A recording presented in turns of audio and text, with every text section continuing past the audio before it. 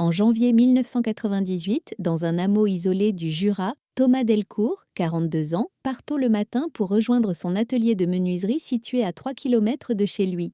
Il emprunte chaque jour le même sentier forestier, même en plein hiver. Ce matin-là, une chute de neige continue recouvre le paysage d'un tapis blanc uniforme.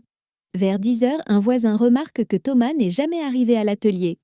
Pensant à un problème mécanique ou à un malaise, il décide d'aller vérifier le sentier. À une centaine de mètres de la maison de Thomas, il tombe sur quelque chose d'étrange. Au milieu du chemin, il y a bien une série de pas.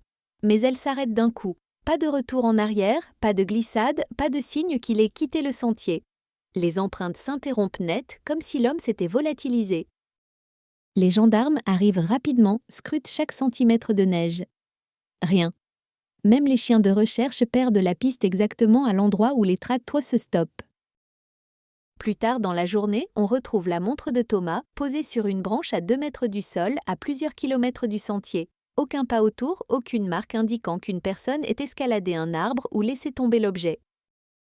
La veille, Thomas avait parlé à un ami d'un bruit étrange qu'il entendait chaque soir près de sa grange. Un son métallique régulier, comme un outil qu'on tape contre un poteau. Personne d'autre ne l'avait entendu.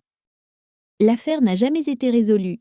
Et chaque hiver, les habitants du hameau affirment encore percevoir, certains soirs, ce fameux bruit métallique dans la forêt sans jamais en trouver l'origine.